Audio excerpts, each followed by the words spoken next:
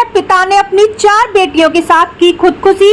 1 साल पहले हुई थी पत्नी की कैंसर से मौत। दिल्ली के रंगपुरी इलाके में एक पिता ने अपनी 4 बेटियों के साथ खुदकुशी की है। बताया जा रहा है कि चारों बेटियां दिव्यांग थी। पुलिस ने शुक्रवार की सुबह किराए के घर से सबकी लाश बरामद की है। 50 साल का हीरालाल परिवार सहित रंगपुरी गांव स्थित किराए के मकान में रहता था, जो मूल रूप से बिहार का रहने वाला था। दिल्ली पुलिस के मुताबिक हीरालाल कारपेंटर का काम करता था और उसकी पत्नी की मौत 1 साल पहले कैंसर से हो गई थी। अब परिवार में 18 साल की बेटी नीतू, 15 साल की निशी, 10 साल की नीरू, 8 साल की निधि थे। पुलिस को मिले सल्फाज के पाउच। बेटियां दिव्यांग होने की वजह से चल फिरने में असमर्थ थीं, जिसे लेकर हीरालाल परेशान रहता था। पत्नी की मौत के बाद वह परेशान रहने लगा था। पुलिस को मौके से कोई सुसाइड नोट नहीं मिला। सीसीटीवी फुटेज में शख्स 24 तारीख को घर के अंदर जाता दिखा। उसके बाद से घर का दरवाजा अंदर से बंद हो गया था। 4 बेटियों में एक बेटी को आंख से दिखता नहीं था, एक को चलने की दिक्कत थी।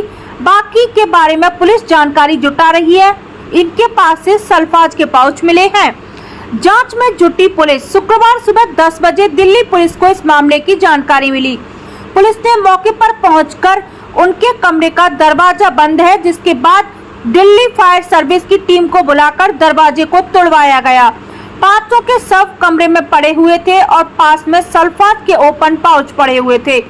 इसके अलावा कमरे के डस्टबिन में जूस के टेट्रा पैक और पानी की बोतल मिली थी। दिल्ली पुलिस ने मौके पर एफएसएल, सीबीआई, एफएसएल और सफदरजंग हॉस्पिटल के डॉक्टर की टीम से मौके का जांच कराई। दिल्ली पुलिस का कहना है कि शुरुआती जांच में मामला आत्महत्या का जरूर लग रहा है, लेकिन इन 5 ने एक साथ ऐसा कदम क्यों उठाया? कब से इसकी प्लानिंग कर रहे थे? क्या पिता ने ही बच्चियों को जहर दिया फिर खुदकुशी की?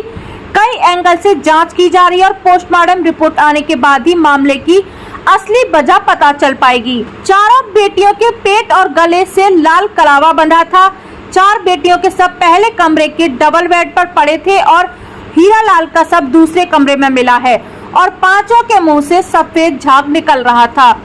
पत्नी की मौत के बाद टूट चुका था हीरालाल। टूट चुका था। वह सुबह काम करने जाता था, लेकिन उससे पहले सभी बेटियों के लिए खाने पीने की व्यवस्था करके जाता। फिर शाम को आकर पहले बेटियों की देखरेख, उनके खाने की व्यवस्था करता था। एक तरफ घर चलाने की जिम्मेदारी, दूसरी तरफ 4 दिव्यांग बेटियों का जिम्मा। धीरे धीरे हीरालाल की हिम्मत जवाब देने लगी और वह परेशान रहने लगा। अंत में उसने बेटियों के साथ खुदकुशी कर ली।